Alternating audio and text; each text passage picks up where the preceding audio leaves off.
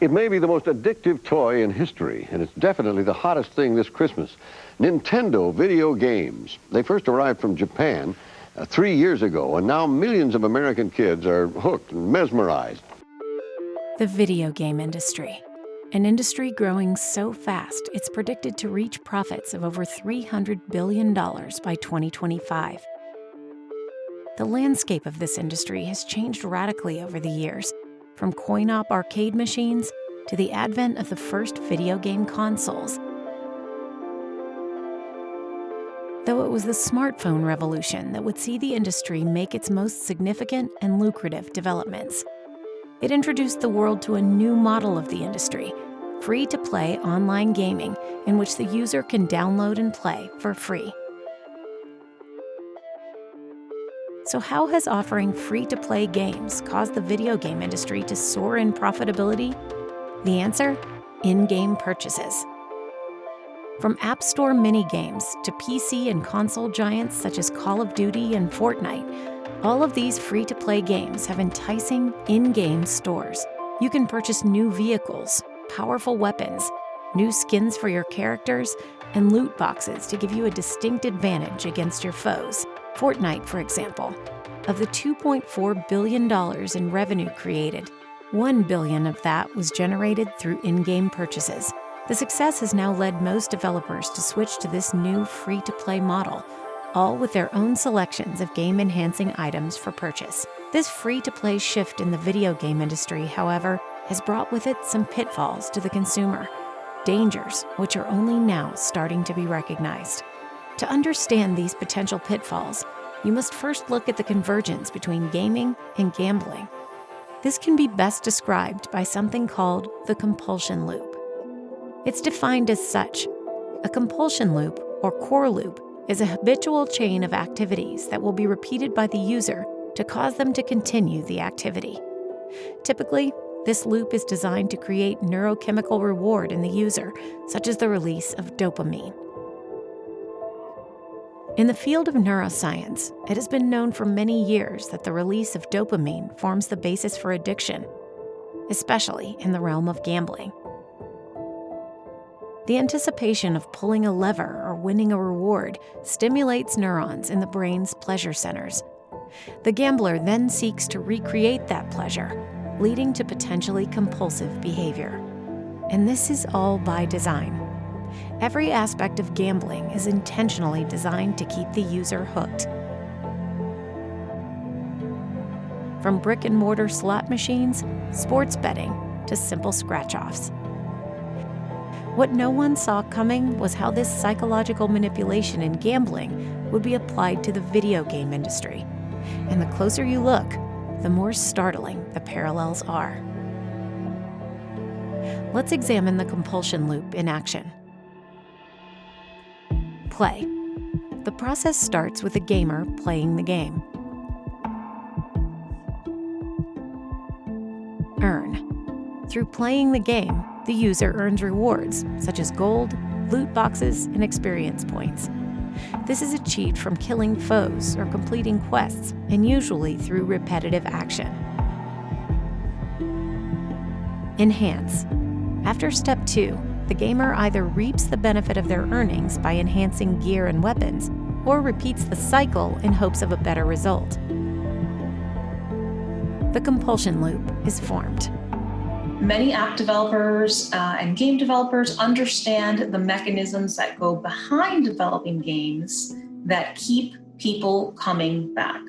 Dr. Stephanie Diaz-Morel is the founder and president of Reboot and Recover, a nonprofit organization dedicated to helping children and families combat the negative effects of technology use. Many companies hire psychologists who use behavior analysis to help developers design video games that increase the probability of individuals engaging in the app and games more frequently, so it keeps them coming back. And this is often seen with a rewards-based system that rewards the user for spending more time and often money on that application or game. When a child, it doesn't have to be a child, it can be anybody, once somebody needs to be anesthetized against something, they become very vulnerable to addiction, whether it be gambling, alcohol, drugs, it could be anything.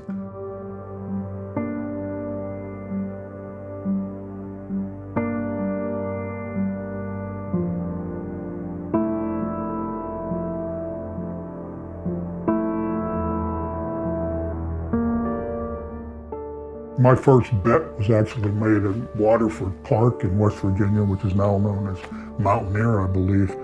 And it's interesting, the rush, I remember I had a winner, okay? Once you win, once you experience what it is to win, the euphoria takes over.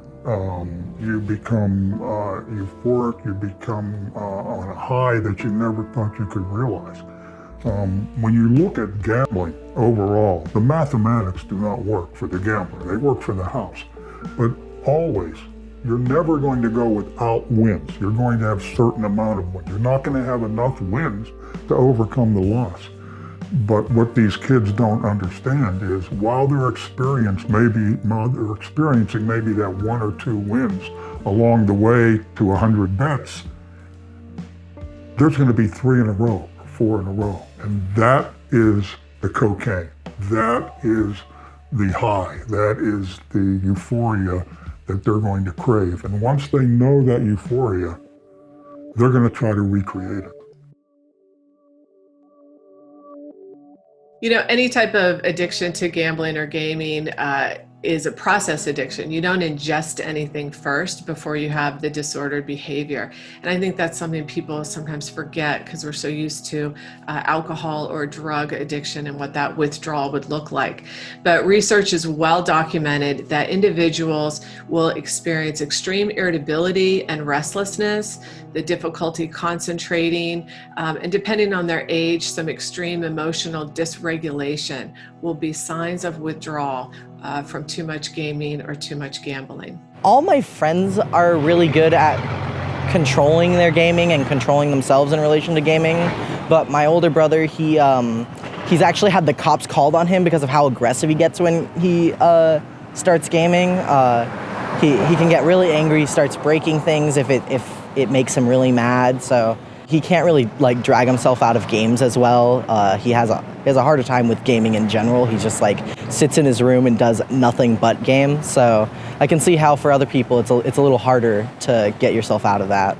The appeal of gaming is like an escape from reality for him because his reality isn't all that great. So he likes to sit there and play games where he's like a football star or play Call of Duty or something, just anything that will distract him from the day-to-day. Yeah. It definitely involves a change of lifestyle. They're probably going to get away from things that they always loved.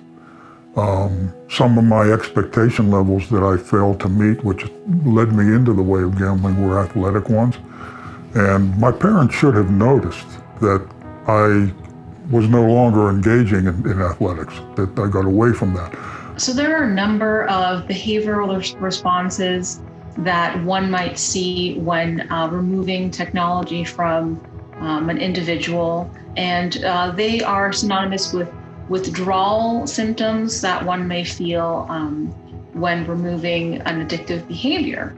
So it can look different for each person, but there are some common signs and symptoms that may be seen. So the first is kind of a lack of motivation or interest in most of life's activities, considering that the gaming would have taken up most of their time. Now that there is a lack of gaming, they suddenly might have an increased lack of motivation in most of life's activities. They seem more mundane or gray.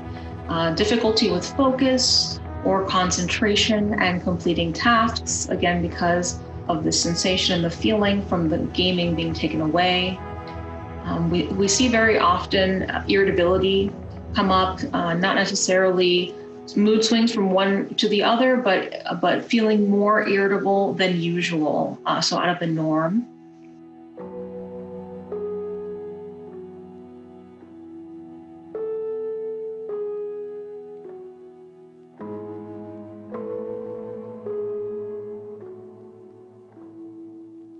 Some of the ways to help prevent this begins with developing an awareness of gaming disorder. And this can look like having a conversation with others about gaming disorder. It can look like doing some research into gaming disorder, and it can look like setting limits to reduce the possibility of gaming disorder. There should be some places where not just gaming, but technology in general is put to rest. So one of the more common activities is to put away all technology when having dinner.